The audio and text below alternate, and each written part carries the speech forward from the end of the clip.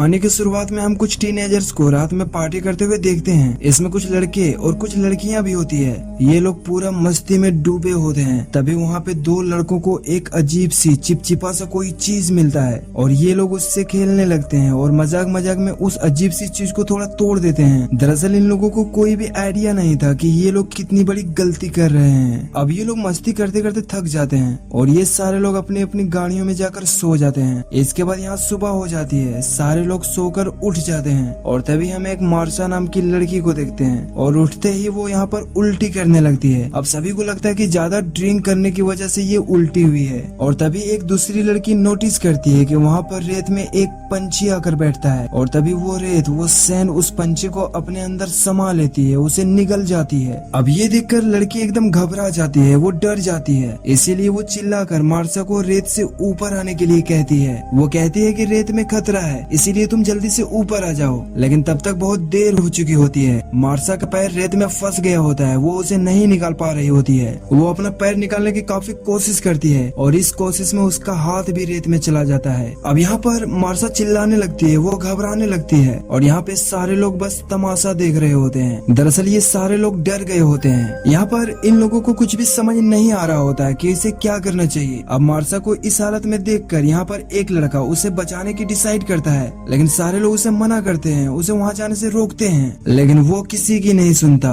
और गाड़ी से कूदकर मार्शा के हेल्प के लिए उसकी तरफ दौड़ता है। लेकिन जैसे ही वो अपना कदम रेत पर रखता है वो गिर जाता है और वो वहीं पर उस रेत में चिपक जाता है। यहाँ पर वो अपने आप को छुड़ाने की काफी कोशिश करता है, लेकिन वो कुछ नहीं कर पाता। और तभी हम देखते हैं कि उसका स्किन सैंड से चिपकने लगा था और उसके पूरी बॉडी को सैंड ने जख्मी कर दिया था। अब यहाँ पर उसका दोस्त गाड़ी स्टार्ट करने लगता है ताकि वो उसे ऊपर खींच सके। अब वहीं पर एक दूसरा लड़का उसके तरफ एक रस्सी फेंकता है, लेकिन तब तक बहुत देर हो चुकी थी। वो लड़का इस हालत में नहीं था कि वो रस्सी को पकड़ पाता और देखते ही देखते उसकी पूरी बॉडी रेत अपने अंदर समा लेती है, उसे भी निगल जाती है। अब ये सारे लोग इस हादसे को देखकर एकदम शॉक्ड हो जाते हैं, उसे कुछ भी समझ नहीं आ रहा होता। अब यहाँ पर ये सारे लोग डिसाइड करते हैं कि बस किसी तरह हमें यहाँ से निकलना है। अब गाड़ी के स्टीयरिंग में जो लड़का बैठा होता है उसका नाम जूना होता है। वो यहाँ पर गाड़ी को स्टार्ट करने की बार बार कोशिश करता है, लेकिन वो नाकाम हो जाता है, उसकी गाड़ी स्टार्ट ही नहीं होती है। इसके बाद हम कल्लू डॉन को देखते हैं जो एक ड्रम में होता है। अब यहाँ पर वो हिलने लगता है। अब ये सारे लोग उसे चिल्लाकर ऐसा करने से मना करते हैं। वो कहते हैं कि अगर तुम इस रेत पर गिरोगे तो वो तुम्हें अपने अंदर समा लेगी, वो तुम्हें मार डालेगी। अब यहाँ पर कल्लू डॉन सब पर गुस्सा होने लगता है। वो कहता है कि तुम लोग भाड़ में जाओ। दरअसल उसे यहाँ हो रहे इंसिडेंट के बारे में कुछ भी पता नहीं होता। यहाँ पर ये लोग कहते हैं कि हम लोग पुलिस को कॉल कर दिए हैं और वो लोग यहाँ पर आते ही होंगे, इसीलिए तुम हिलना डुलना बंद करो, नहीं तो तुम भी मारे जाओगे। इसीलिए कल्लू भाई उन लोगों की बातें मान लेता है, लेकिन ये लोग उससे झूठ बोले होते हैं। इन्होंने किसी को भी कॉल नहीं किया होता है। अब ये सारे लोग यहाँ फंस चुके होते हैं। अब मार्शा की दोस्त यहाँ पर कहती है कि कल रात हमने यहीं पर पार्टी करी थी और तब इस रेत ने हम लोगों को कुछ नहीं किया था और अब अचानक से ऐसा कैसे होने लगा। यहाँ पर इन लोगों के अलावा और भी काफी सारे लोग थे, लेकिन अब कोई नजर नहीं आ रहा। और यहाँ पर ये सारे लोग समझ जाते हैं कि वो सारे लोग इस रेत के अंदर दब चुके हैं, वो मर चुके हैं और सिर्फ वही लोग बचे हैं जो रेत के ऊपर किसी चीज पर सो रहे थे। और तभी कल्लू डॉन चिल्लाने लगता है। वो कहता है कि मैं सूरज की गर्मी से जल रहा हूँ और तभी उसका दोस्त उसकी तरफ सनस्क्रीन फेंकता है। वो कहता है कि तुम इसे लगा लो, इससे तुम्हें आराम मिलेगा। अब यहाँ पर कल्लू भाई बॉडी लोशन को लगाता है और लगाने के बाद उसे थोड़ा सा आराम मिलता है और तभी इन लोगों की नजर उस चीज पे पड़ती है जो इन लोगों को रात को मिला था, जिसे इन्होंने तोड़ दिया था। अब क्योंकि रात के अंधेरे में इन लोगों को उसके बारे में ज्यादा कुछ पता नहीं लगा था और अब देखने पर इन लोगों को पता चल रहा है कि वो एक अंडा था जिसे इन्होंने तोड़कर बहुत बड़ी गलती कर दी है। यानी कि उस अंडे में जो भी चीज थी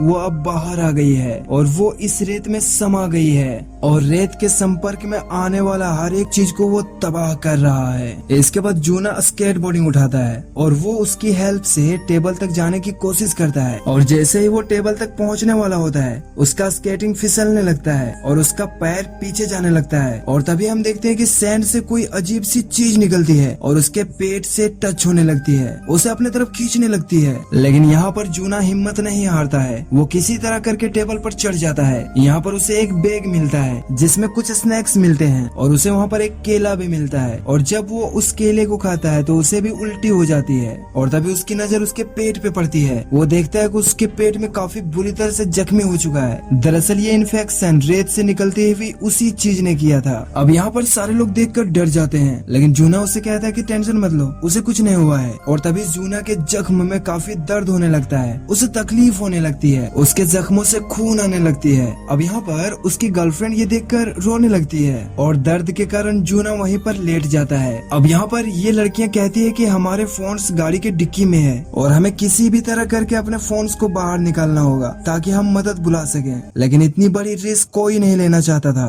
क्योंकि गाड़ी में बैठकर उसकी डिक्की खोलना इम्पॉसिबल है। लेकिन यहाँ पर एक लड़की हिम्मत करती है, वो कहती है मैं जाऊंगी। यहाँ पर वो काफी कोशिश करती है लेकिन वो नहीं खोल पाती। लेकिन तभी ऊपर खड़ी लड़की उसे एक लंबी सी चीज पकड़ने के लिए देती है और कहती है कि तुम अब ट्राई करो। और फाइनली वो गाड़ी की डिक्की को खोल लेती है और तभी इन लोगों को दूर से एक गाड़ी इन्हीं की तरफ आते हुए दिखती है। दरअसल ये इस बीच का सुपरवाइजर होता है। और तभी अचानक से गाड़ी की डिक्की बंद हो जाती है, जिसकी वजह से डिक्की खोल रही लड़की की उंगली उसी डिक्की में फंस जाती है। अब ये सारे लोग उस सुपरवाइजर को अपने पास बुलाने की कोशिश करते हैं, लेकिन वो सुपरवाइजर इन लोगों को डांटते हुए कहता है कि तुम्हारी जनरेशन ड्रग्स लेकर पता नहीं क्या क्या करते हो। लेकिन यहाँ पर ये सारे लोग उससे कहते हैं कि हम बहुत मुश्किल में हैं। और फाइनली वो अपनी गाड़ी लेकर इन लोगों की तरफ आता है। अब यहाँ पर ये सारे लोग चिल्लाते हुए उससे कहते हैं कि अपना पैर रेत पर मत रखना। लेकिन जैसे ही वो अपना पैर रेत पर रखता है, ये लोग देखते हैं कि उसे कुछ भी नहीं होता। अब सबसे पहले वो जूना के पास जाता है और उसका सड़ा हुआ पेट देखकर उसे काफी अजीब लगता है। इसके बाद वो कल्लू भाई के पास जाता है, वो उसे ड्रम से निकालने की काफी कोशिश करता है, लेकिन वो उसे नहीं निकाल पाता। लेकिन कल्लू भाई बहुत मोटा था, वो हिल भी नहीं पा रहा था। वो कहता है कि तुम चिंता मत करो, कुछ ही देर में मैं अपनी टीम को यहाँ पर बुला लूंगा। लेकिन मुझे ये समझ नहीं आ रहा है कि तुम इस ड्रम में क्या कर रहे हो मोटे। अब यहाँ पर जूना की दोस्त उसे सब कुछ बताने की कोशिश करती है। वो कहती है कि मेरे दोस्त की उंगली गाड़ी के डिक्की में फंस गई है। इसके बाद सुपरवाइजर उसके पास जाता है, लेकिन वो उसकी मदद नहीं करता। अब ये देखकर जूना की दोस्त उस पर चिल्लाने लगती है, जिसे सुनकर सुपरवाइजर उसके पास जाता है और उससे कहता है तुम इतनी बदतमीजी से बात क्यों कर रही हो। वो उससे कहती है कि तुम्हें नहीं दिख रहा कि हम कितनी परेशानी में हैं। हम लोग इस रेत पर नहीं आ सकते हैं, क्योंकि पहले ही इस रेत ने हमारे 2 दोस्तों को निगल चुका है। यहाँ पर सुपरवाइजर उससे डरता है। वो कहता है कि मुझसे होशियारी नहीं, ठीक है, और अगर सच में इस रेत ने तुम्हारे दोस्तों को निगल लिया है तो आखिर मैं इस रेत पर कैसे खड़ा हूँ। और वो उन लोगों को भी नीचे आने के लिए कहता है, लेकिन उन्हें रेत के बारे में सब कुछ पता होता है, इसीलिए वो लोग नीचे नहीं आते। इसके बाद सुपरवाइजर अपनी गन निकाल लेता है और तभी उसकी चाबी रेत पर गिर जाती है। अब यहाँ पर सारे लोग चाबी को उठाने से मना करते हैं, लेकिन वो किसी की नहीं सुनता और वो अपनी चाबी उठाने के लिए जैसे ही रेत पर अपना हाथ रखता है, उसका हाथ चिपक जाता है और धीरे धीरे उसका हाथ अंदर की तरफ धंसने लगता है। और तभी सुपरवाइजर अपना पेपर स्प्रे निकालता है और अपने हाथ के चारों तरफ स्प्रे करता है, लेकिन इससे कोई फायदा नहीं होता है, क्योंकि उसका आधा हाथ कट चुका था और उसके हाथ से काफी खून निकलने लगता है। अब यहाँ पर वो चिल्लाने लगता है और तभी जूना की दोस्त दूर से ही उसका स्प्रे उठा लेती है और तभी सुपरवाइजर रेत पर गिर जाता है और वो रेत उसे जकड़ने लगती है, उसे निगलने लगती है और देखते ही देखते रेत उसे अपने अंदर निगल जाता है। इसके बाद यहाँ पर एक लड़का सभी से कहता है, वो कहता है कि सुपरवाइजर को इसलिए कुछ नहीं हो रहा था क्योंकि उसने जूते पहन रखे थे और उसके जूते काफी मजबूत थे और नीचे से टॉवल के जैसे थे, यानी कि फाइबर वाले। इसीलिए वो लड़का गाड़ी में बैठी लड़कियों से टॉवल अपनी तरफ फेंकने के लिए कहता है, ताकि वो अपने पैरों में बांध कर वो यहाँ से निकल सके। और जब वो लड़की टॉवल को उसकी तरफ फेंकती है तो वो टॉवल को पकड़ने के चक्कर में कैबिन से नीचे गिर जाता है। अब उसके नीचे गिरते ही रेत से बहुत सारे धागे जैसी चीज बाहर निकलती है, जो कि शायद उस क्रिएचर के टेंटिकल्स थे। यहाँ पर वो धागे जैसी चीज उसकी पूरी बॉडी में चिपक कर उसका सारा खून चूसने लगता है और देखते ही देखते वो भी बाकी लोगों की तरह सैन के अंदर धंसते चला जाता है और वहीं पर वो मरकर रेत में मिल जाता है। अब ये देखने के बाद ये सारे लोग और भी ज्यादा डर जाते हैं। इसके बाद जूना के दोस्त किसी तरह जंप करके गाड़ी पर आ जाती है और गाड़ी पे आने के बाद सबसे पहले वो ब्लैक लड़की को थप्पड़ लगाती है, क्योंकि यहाँ पर आने का आइडिया उसी का था। इसके बाद ये दोनों मिलकर उस डिक्की में फंसी लड़की का हाथ वहाँ से निकालने की कोशिश करती है और काफी कोशिशों के बाद फाइनली उसका हाथ वहाँ से निकाल लेती है और उसके हाथ पर टॉवल बांधती है। इसके बाद हम कलुआ को देखते हैं, जो कि इस ड्रम में फंसे होने की वजह से उसका पूरा बॉडी दर्द करने लगा था और उसकी बॉडी से खून भी आने लगा था। और जब उसका खून रेत तक पहुँचता है तो रेत से कुछ टेंटिकल्स बाहर आने लगते हैं और उन टेंटिकल्स को पता लग चुका था कि यहाँ पर कोई इंसान है। इसके बाद ये लड़कियां उन ग्रिल्स को जोड़कर टेबल्स तक जाने का रास्ता बनाती है और सबसे पहले वो ब्लैक लड़की ग्रिल्स की मदद से टेबल तक पहुंच जाती है। इसके बाद वो लड़की जिसके हाथ डिक्की के अंदर आ गया था, वो कहती है कि पहले तुम जाओ जाओ क्योंकि मेरे हाथों से खून निकल रहा है और अगर मेरा खून रेत पर गिरा तो वो हम पर अटैक कर सकते हैं। इसीलिए जूना की दोस्त ग्रिल्स की मदद से टेबल तक आ जाती है और अब आखिर में वो जख्मी उंगली वाली लड़की ग्रिल्स पर चल के टेबल तक जाने की कोशिश करती है, लेकिन आखिर में जाकर उसके हाथों से खून गिरने लगता है और उसका बैलेंस खराब होने की वजह से वो रेत पर गिर जाती है और रेत उसे भी अपने अंदर निगल लेती है, उसे भी जान से मार डालती है। वहीं हम कलुआ भाई को देखते हैं जिसके ड्रम पर खून बह रहा होता है और खून की वजह से वो टेंटिकल्स उसकी तरफ अट्रैक्ट होने लगते हैं। इसके बाद हम ब्लैक लड़की को देखते हैं जो अपने पैरों में टॉवेल बांधकर उस रेत पर चलने लगती है और उसे कुछ भी नहीं होता